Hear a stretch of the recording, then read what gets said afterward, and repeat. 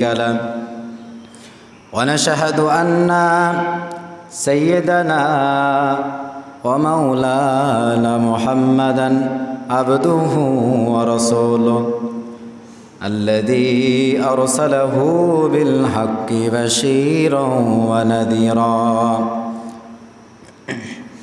وداعيا إلى الله بإذنه وسراجا وقمرا منيرا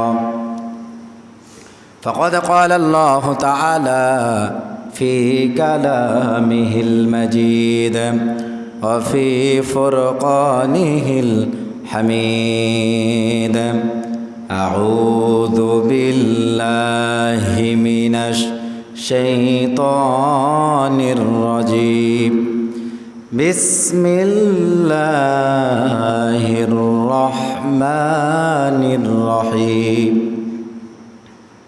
إن الله وملائكته يصلون على النبي يا أيها الذين آمنوا صلوا عليه وسلموا تسليما اللهم صل على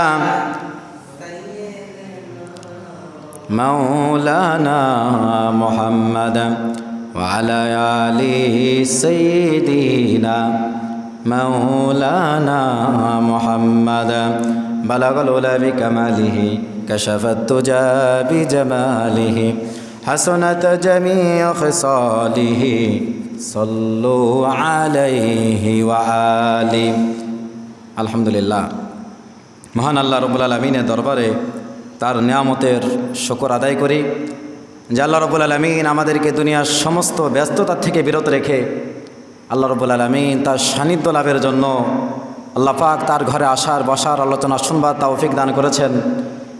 এই জান্নাতের ময়দানে আমাদেরকে আসার তৌফিক দান করেছেন। এজন্য আমরা প্রত্যেকেই খুশি হয়ে মহান রব্বে কারিমকে খুশি করে আমরা সকলে বলি আলহামদুলিল্লাহ। বিশ্বনবী সাল্লাল্লাহু আলাইহি সাল্লামের উপর অগণিত দুরূদ সালাম পেশ করে আমরা সকলে বলি আল্লাহুম্মা সাল্লি আলা মুহাম্মদ ওয়া আলা আলি মুহাম্মদ। সম্মানিত উপস্থিতি, আমরা পবিত্র জিলহজ মাসের একেবারে প্রথম জুমা, আজকে জিলহজ মাসের 2 তারিখ।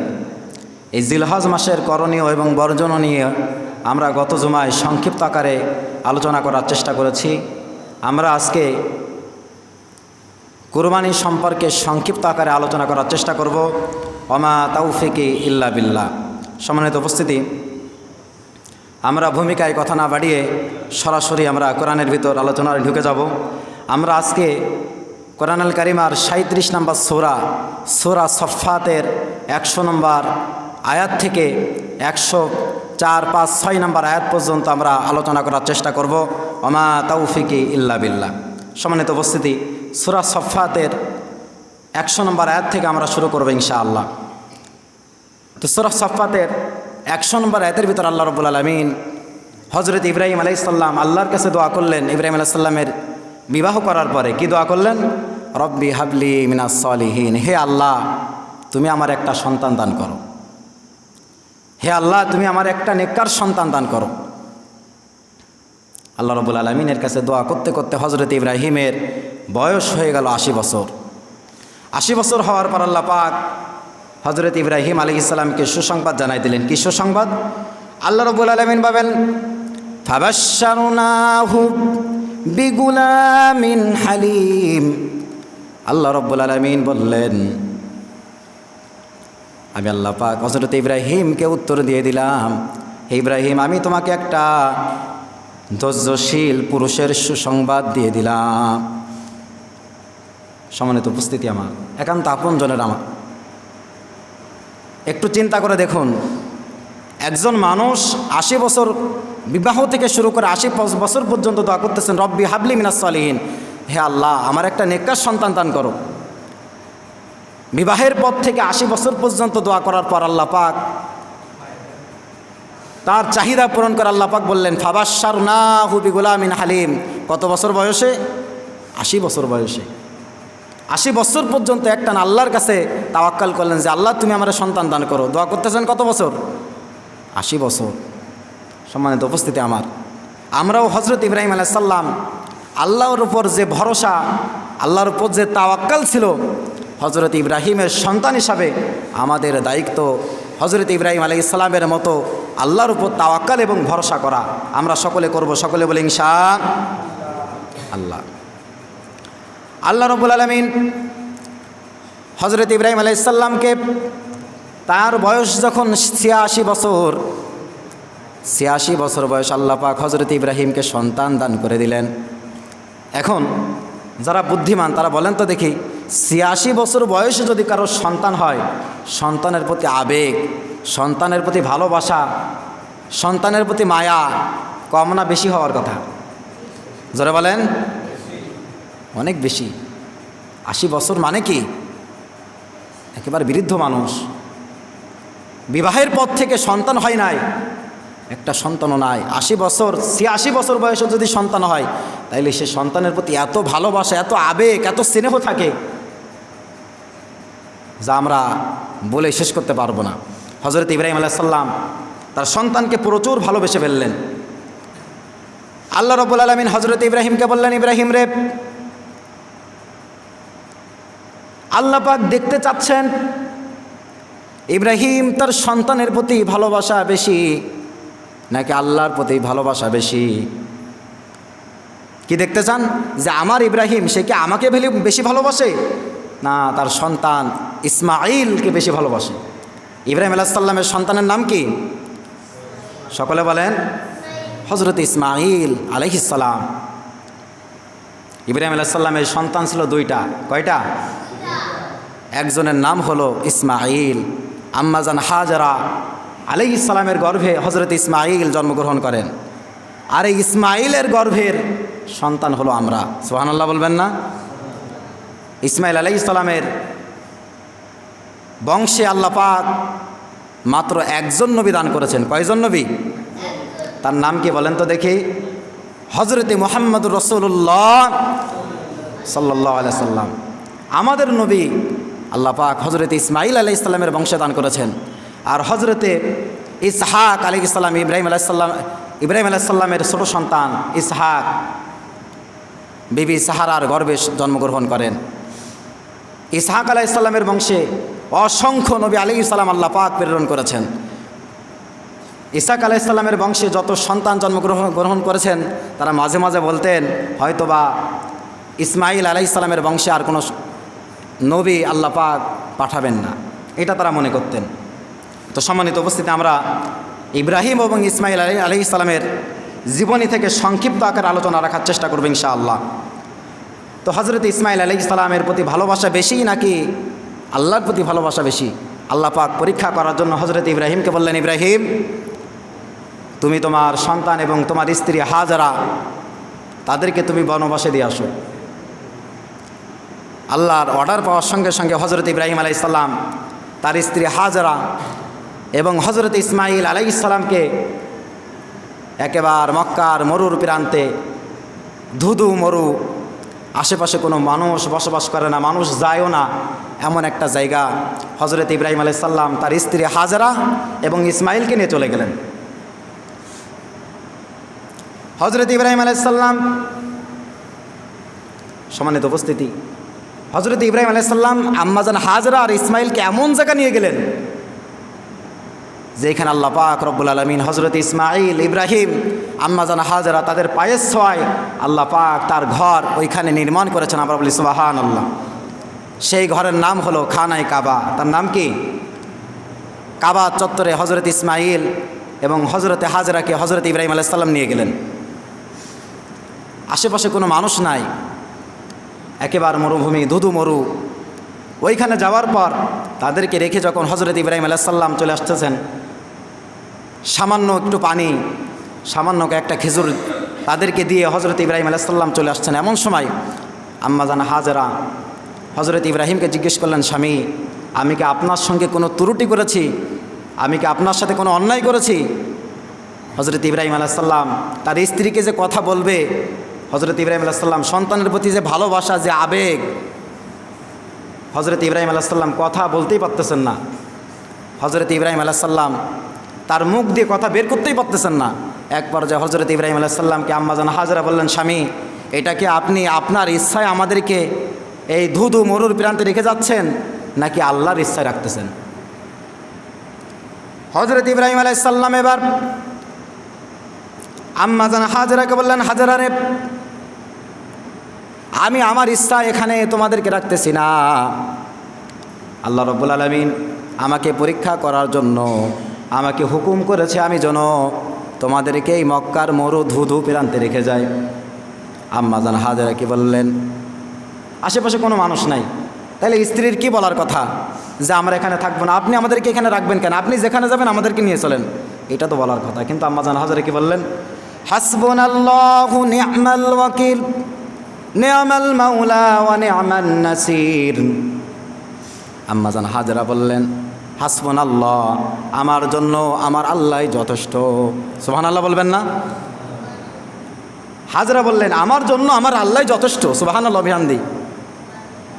আমার আল্লাহ যদি চায় আমাদেরকে না খাওয়ায় মারবে না। হযরত ইব্রাহিম আলাইহিস সালাম তার স্ত্রী এবং নবজাতক সন্তানকে মক্কার ধুধু মরুর প্রান্তে রেখে চলে আসলেন। চোখের পানি ছেড়ে আল্লাহর কাছে দোয়া করলেন, আল্লাহ, এই মক্কার মরুর প্রান্তে কোনো মানুষ বসবাস করে না, লোকজন এখানে আসে না। আয় আল্লাহ, এমন একটা জায়গা নির্জন স্থানে রেখে গেলাম, রব্বুল আলামিন তুমি আমার স্ত্রী এবং সন্তানদের উপর রহমত করো। হযরত ইব্রাহিম আলাইহিস সালাম দোয়া করলেন, আল্লাহ, এই মক্কার মরু প্রান্তে তুমি লোক দিয়ে ভরপুর করে দাও। আয় আল্লাহ, এই মক্কার মরুর প্রান্তে আমার সন্তান আমার স্ত্রী তাদের জন্য তুমি রিজিকের ব্যবস্থা করে দাও। সকলে বলি সুবহানাল্লাহ। হযরত ইব্রাহিম আলাইহিস সালাম বললেন যে, হে আল্লাহ, আমার সন্তান আমার স্ত্রী তারা যেন নামাজ কায়েম করতে পারে, নামাজ প্রতিষ্ঠা করতে পারে, তুমি তাদেরকে কবুল করো। আজকে মক্কায় পৃথিবীর জমিনে এমন খাবার নাই যেটা মক্কায় নাই। সুবহানাল্লাহ বলবেন না? পৃথিবীতে যত খাবার আছে সব কোথায় আছে? জোরে বলেন, মক্কায়। পৃথিবীতে এমন খাবার নাই যে মক্কায় নাই। মক্কায় প্রতিদিন যত খাবার নষ্ট করে ওই খাবার দিয়ে আমাদের বাংলাদেশ অন্তত 1 মাস চলবে। কতদিন? খাবার নষ্ট করা এটা কি উচিত? উচিত না। যারা খাবার নষ্ট করে তারা শয়তানের ভাই। তারা কার ভাই? শয়তানের ভাই। হযরত ইব্রাহিম আলাইহিস সালাম দোয়া করেছেন, আজকে অসংখ্য রিজিক আল্লাহ পাক মক্কার মরুর প্রান্তে দিয়েছেন। সম্মানিত উপস্থিতি আমার, হযরতে ইব্রাহিম আলাইহিস সালাম চলে আসলেন। আম্মাজান হাজেরা 3-4 দিনের মধ্যে তাদের খাবার শেষ হয়ে গেল। কয়েকদিনের মধ্যে তাদের পানি, তাদের খেজুর সব যখন শেষ হয়ে গেল, দেখতে দেখতে আম্মাজান হাজেরার গর্ভ শুকিয়ে গেল। আম্মাজান হাজেরার স্থান শুকিয়ে গেল, বুকে কোনো দুধ নাই। নবজাতক সন্তানকে দুধ পান করাবে, তার স্থানে কোনো দুধ নাই। এক পর্যায়ে আম্মাজান হাজেরা বাধ্য হয়ে তার জিব্বা মুবারক হযরত ইসমাইল আলাইহিস সালামের গালের মধ্যে দিলেন। দেখা গেল আম্মাজান হাজেরা তার জিব্বাটা এত পরিমাণ শুকিয়ে গিয়েছে, আম্মাজান হাজেরার জিব্বার মধ্যে কোনো পরিমাণ 1 ইঞ্চি কোনো নালা নাই, স্যাপ নাই, কিছু নাই। আম্মাজান হাজেরা কি করবেন এখন? মক্কার মরুর প্রান্তে আশেপাশে কোনো লোক নাই। একবার তিনি সাফা পাহাড়ে দৌড় মেরে উঠে গেলেন, আবার আর একবার মারওয়া পাহাড়ে উঠলেন। এভাবে করে করে 7 বার তিনি দৌড়াদৌড়ি করলেন। 7 বার দৌড়াদৌড়ি করার পর আম্মাজান হাজেরা বাধ্য হয়ে চোখের পানি ছেড়ে দিয়ে আম্মাজান হাজেরা কেঁদে দিলেন যে, আল্লাহ। আম্মাজান হাজেরা অসংখ্য দৌড়াদৌড়ি করার পর, চেষ্টা করার পর যখন কোনো খাবারের সন্ধান পেলেন না, আম্মাজান হাজেরা চিৎকার করে করে কান্না শুরু করলেন। তা এখন বলেন তো দেখি, বান্দার চেষ্টা যখন শেষ হবে, রহমত শুরু হবে কার? আল্লাহ। হযরত ইসমাইল আলাইহিস সালামকে খানায় কাবার সামনে শোয়াই দিয়ে আম্মাজান হাজেরা একবার সাফা একবার মারওয়া এই পাহাড়ে দৌড়াদৌড়ি করলেন। দৌড়াদৌড়ি করার পর এক পর্যায়ে তিনি দৌড়াদৌড়ি করতে করতে কষ্ট হয়ে গেল, ক্লান্ত হয়ে পড়লেন। ক্লান্ত হয়ে এত পরিমাণ কাঁদলেন, কাঁদতে কাঁদতে আম্মাজান হাজেরা মনে করতেছেন হয়তো বার বাঁচবো না। এমন সময় আম্মাজান হাজেরা তিনি লক্ষ্য করে দেখলেন হঠাৎ করে একটা শব্দ। এই শব্দ শুনে আম্মাজান হাজেরা দৌড় মেরে ইসমাইল আলাইহিস সালামের কাছে গেলেন। আম্মা জান হাজরা গিয়ে দেখলেন ইসমাইল আলাইহিস সালামের পায়ের গোড়ালির থেকে পানি বের হয়। সুবহানাল্লাহ বলবেন না? হযরত ইসমাইল আলাইহিস সালামের পায়ের গোড়ালি থেকে কি বের হয়? পানি বের হয়। আম্মা জান হাজরা এবার বালি দিয়ে পানিটা বাঁধার চেষ্টা করলেন আর বললেন জমজম। এই সুরিয়ানি ভাষায় জমজমের বাংলা অর্থ হলো থাম থাম। কি বললেন? সকলে বলেন থাম থাম। মুফাসসিরিন ইকরাম বর্ণনা করেন আম্মা জান হাজরা সেদিন যদি বলতেন থাম থাম না বলতেন, গোটা পৃথিবী আল্লাহ পাক ওই পানি দিয়ে ভাসায় দিত। যেখানে কোনো পানি নাই, যেখানে কোনো খাবার নাই, রিজিক যিনি দিচ্ছেন তিনি কে? আল্লাহ। আম্মা জান হাজরা ওই পানিটা তিনি বাঁধলেন। ওই পানি যার মধ্যে ছিল তার নাম হলো, বর্তমানে তার নাম দেওয়া হয়েছে জমজম কূপ। কি নাম? জমজম কূপ। এই জমজম কূপের গভীরতা হলো 5 ফুট। কত ফুট? আরও জোরে বলেন, কত ফুট? 5 ফুট। জমজম কূপ যে মোটা, এই মোটা হলো 5 ফুট। কত ফুট? এই 5 ফুট গভীর, 5 ফুট মোটা। এই জমজম কূপের পানি রাত দিন 24 ঘন্টার প্রত্যেকটা মিনিট, প্রত্যেকটা সেকেন্ড ওইখান থেকে পানি নেয়। জমজম কূপ খনন করার পর থেকে আজ পর্যন্ত 1 ইঞ্চি পানি কমে নাই। সকলে বলি সুবহানাল্লাহ। রাত দিন 24 ঘন্টা পানি নেয়, 1 ইঞ্চি পানি কমে না। আমরা গোপন সূত্রে জানলাম যে জমজম কূপের পানি এটা সৌদি গভর্নমেন্ট, সৌদি সরকার তাদের বাড়িতে নেওয়ার জন্য আলাদাভাবে একটা পাইপ লাইন দিয়ে তাদের বাড়িতে নেওয়ার জন্য চেষ্টা করলেন। চেষ্টা করার পর তারা পানি যখন নেওয়ার জন্য তাদের কলটা ছাড়লেন, সিঁড়ি দেখে পানি যায় না। তার কারণ কি? সব স্থানে যায়, তাদের বাড়ি যায় না। তার কারণ কি? তার কারণ হলো আল্লাহ পাক এই পানি, এই কূপ নির্ধারণ করেছেন যারা হজ করবে তাদের জন্য। কাদের জন্য? যারা হজ করবে তাদের জন্য। এটা কোনো ব্যক্তিগত বংশ বা ব্যক্তিগত গোষ্ঠীর জন্য আল্লাহ পাক নির্ধারণ করেন নাই। এর জন্য পানি তুমি নিবা, কিন্তু যিনি পানি বন্ধ করে দিবেন তিনি কে? আল্লাহ। সম্মানিত উপস্থিতি আমার, তো জমজম কূপ এটা যখন খনন হলো, হওয়ার পর এবার পানি যেখানে থাকে মরুভূমির মধ্যে দেখবেন সেখানে পাখিদের আনাগোনা একটু বেশি হয়, ঠিক না? তা পাখি যখন দেখলেন মানুষ ব্যবসা বাণিজ্য করার জন্য যায়, তাদের একটা সংকেত ছিল যেখানে পাখি চলাচল করে, পাখি ওড়ে, পাখি আসা যাওয়া করে, অবশ্যই তার আশেপাশে পানির কোনো সন্ধান আছে। তো আস্তে আস্তে দেখা গেল হযরত ইব্রাহিম আলাইহিস সালাম আল্লাহর কাছে দোয়া করেছিলেন যে আল্লাহ, আমার সন্তান, আমার স্ত্রী, এদেরকে তুমি খাবার না খাওয়ায় অন্তত মেরো না। আস্তে আস্তে মক্কার মরুর প্রান্তে আজকে লোকের কোনো অভাব আছে? জোরে বলেন, লোকের অভাব আছে? সম্মানিত উপস্থিতি, আমি আলোচনা সেদিকে না গিয়ে আমি আমাদের যেটা খুব প্রয়োজন, গুরুত্ব, আমরা সে বিষয়ে আলোচনা করার চেষ্টা করবো ইনশাআল্লাহ। হযরত ইব্রাহিম আলাইহিস সালাম দেখতে দেখতে হযরত ইব্রাহিম আলাইহিস সালামের সন্তান ইসমাইল আলাইহিস সালামের বয়স হয়ে গেল, চলাফেরা করার মতো বয়সে তিনি উপনীত হলেন, দৌড়াদৌড়ি করতে পারেন। কোনো কোনো মুফাসসিরিন কিরাম বলেন হযরত ইসমাইল আলাইহিস সালাম তিনি প্রাপ্ত বয়স্ক হয়ে গেলেন, সাবাল্যক হয়ে গেলেন। সাবাল্যক যখন হলেন, আল্লাহ রাব্বুল আলামিন হযরত ইব্রাহিমকে স্বপ্ন দেখালেন। কি স্বপ্ন?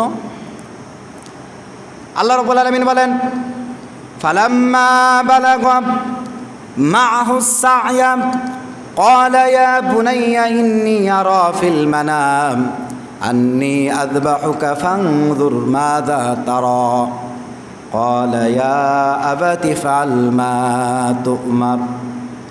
আল্লাহ রাব্বুল আলামিন হযরত ইব্রাহিমকে স্বপ্ন দেখালেন। কি স্বপ্ন? যখন কিনা ইসমাইল দৌড়াদৌড়ি করার বয়স উপনীত হলো, হযরতে ইব্রাহিম আলাইহিস সালামকে আল্লাহ পাক স্বপ্ন দেখালেন। ফালাম্মা বালাগা মা'হুস সা'য়া, ইব্রাহিমকে স্বপ্ন দেখানো হলো। কি স্বপ্ন? ও ইব্রাহিম, তুমি তোমার সন্তান ইসমাইল আলাইহিস সালামকে জবহ করতেছ। কি স্বপ্ন? বলেন, সকলে বলেন। তুমি তোমার সন্তানকে জবহ করতেছ। নবীদের স্বপ্ন হলো ওহী। নবীদের স্বপ্ন কি? ওহী। নবীদের স্বপ্ন হলো সত্য, আর আমরা যেটা দেখি এটা হলো শয়তানের কার্যকলাপ, ঠিক না? কথা বলেন। সম্মানিত উপস্থিতি, হযরত ইব্রাহিম আলাইহিস সালাম এবার সন্তানদের খোঁজ খবর নিতে পারেন নাই, যেহেতু অর্ডার কার?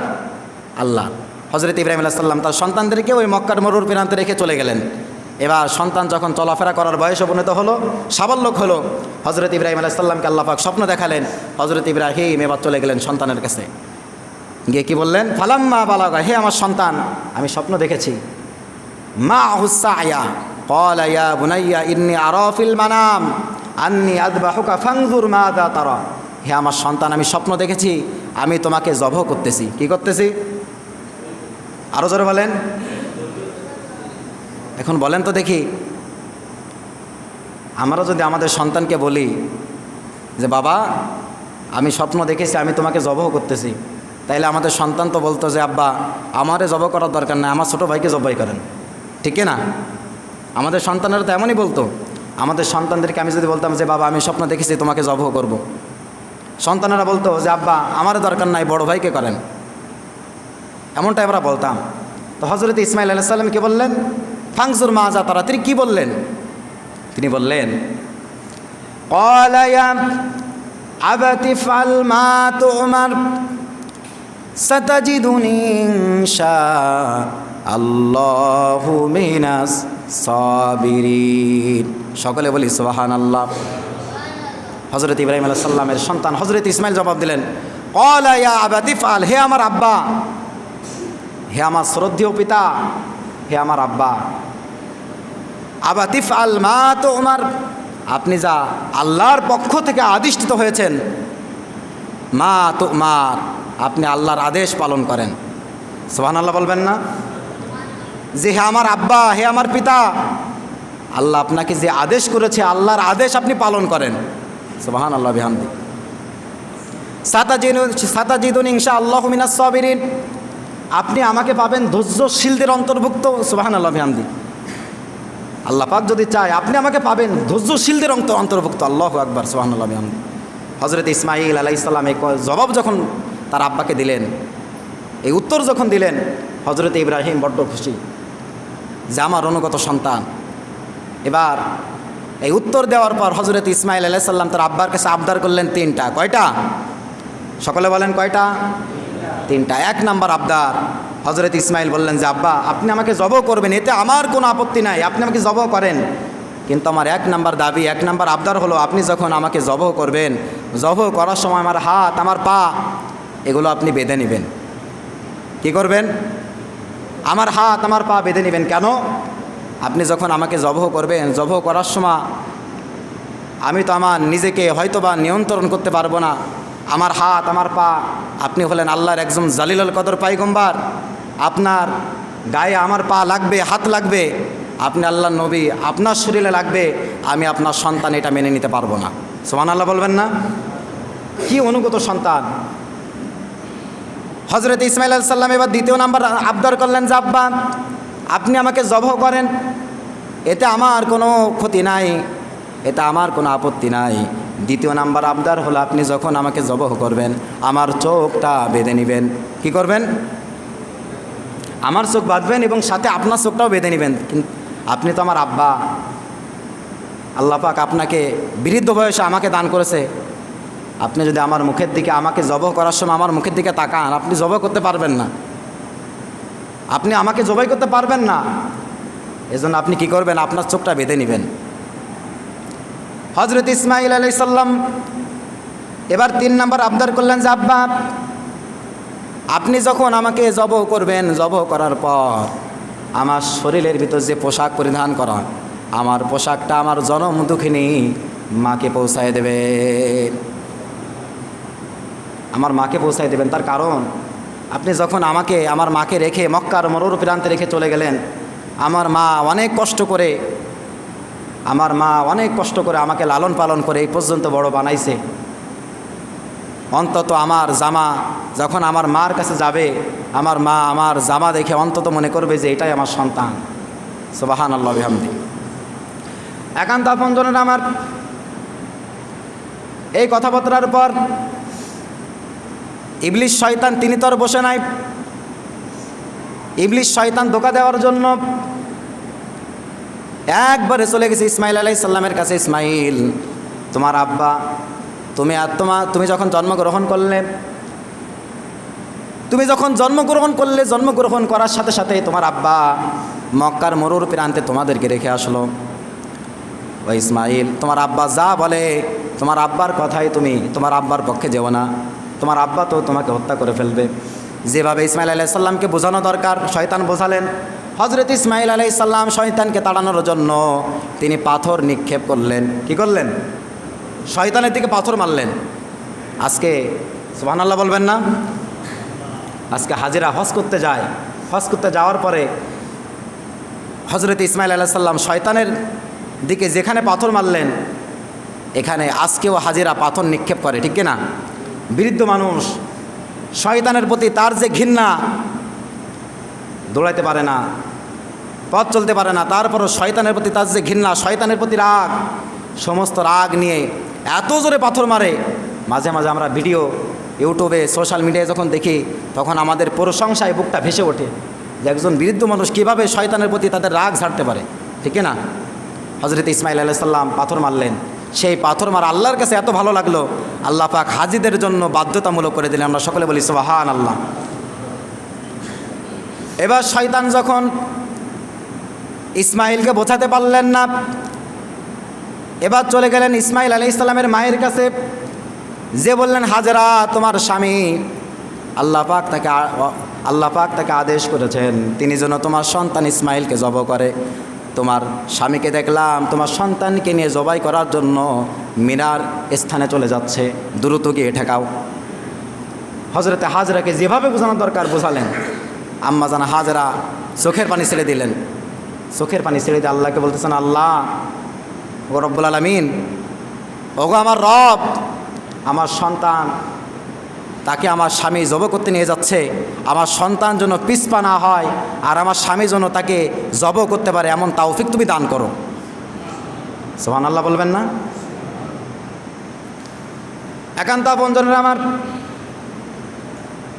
এবার হযরত ইব্রাহিম আলাইহিস সালাম তার সন্তান ইসমাইল আলাইহিস সালামকে নিয়ে যখন জবাই করার জন্য রওনা হলেন, রওনা হওয়ার পর হযরত ইব্রাহিম যখন তার সন্তান ইসমাইলকে জবাই করার জন্য হাত পা বেঁধে নিলেন, হাত পা বাঁধার পর হযরত ইব্রাহিম তার সন্তানের হাত পা যখন বেঁধে নিলেন, সন্তান বললেন, আব্বা আপনি আমাকে জবাই করবেন, এখন যদি আমার হাত পা বাঁধা থাকে তাহলে যারা আপনাকে ভালোবাসে না, যারা আপনার সঙ্গে শত্রুতা করে, তারা তো বলবে ইসমাইল জবাই হতে চাইছিল না, ইসমাইল জবাই হতে চাই নাই।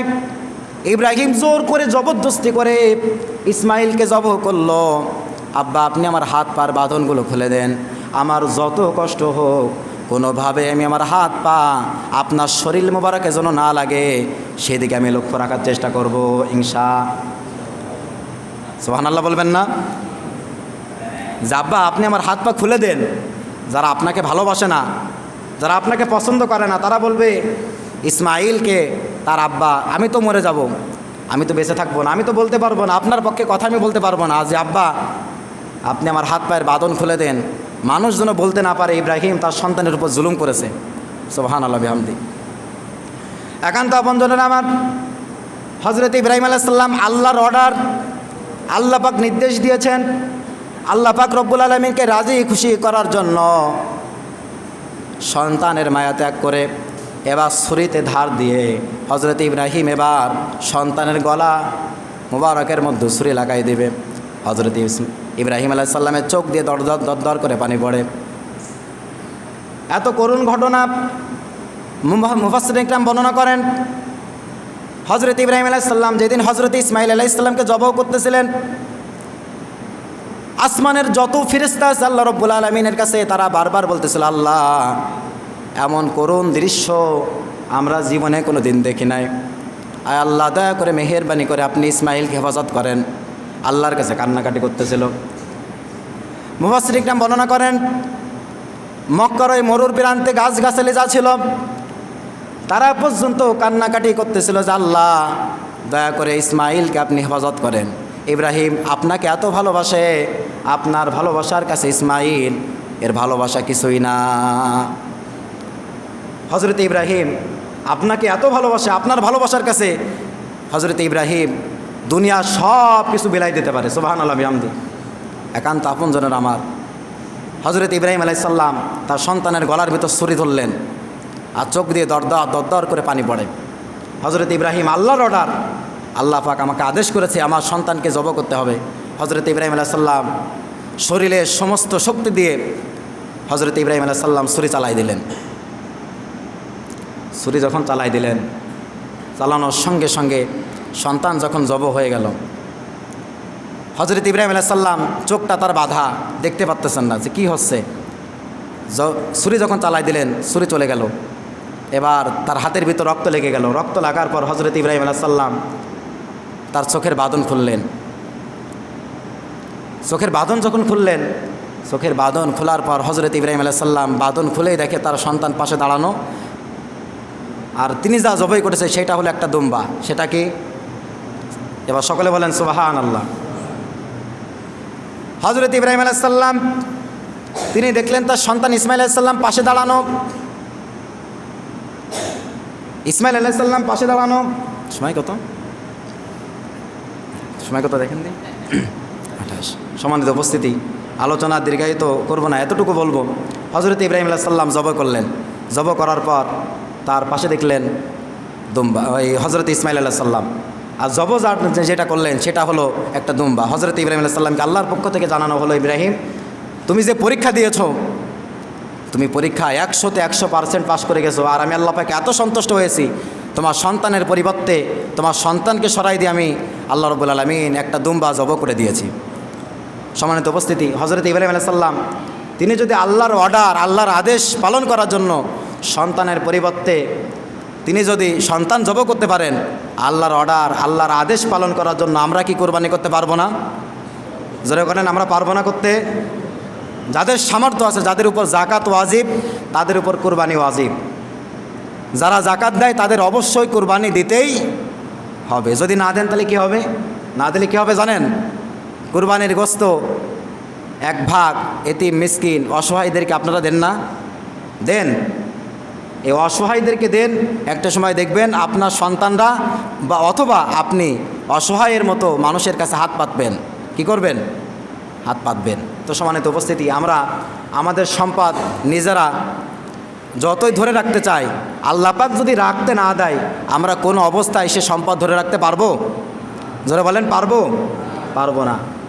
আমরা যদি কোরবানি করি, একে আল্লাহর অর্ডার পালন করলাম, দ্বিতীয়ত আমরা আমাদের সম্পদ সংরক্ষণ করতে পারলাম। সুবহানাল্লাহ বলবেন না? আমরা কোরবানি করলাম এবং কি করলাম? আমাদের সম্পদ আমরা সংরক্ষণ করলাম। আমরা যদি আমাদের কোরবানি করার সামর্থ্য থাকার পরও কোরবানি না করি, তাহলে অবশ্যই আমি যে কোরবানি না করলাম, কোরবানি না করার কারণে কোরবানির যে অর্থ আমাকে করা দরকার ছিল, এর 5 ভাগ আমার থেকে এই 1 বছরের মধ্যে যাবে। এটা গ্যারান্টি। সকলে লিখে রাখবেন ইনশাআল্লাহ। আল্লাহ পাক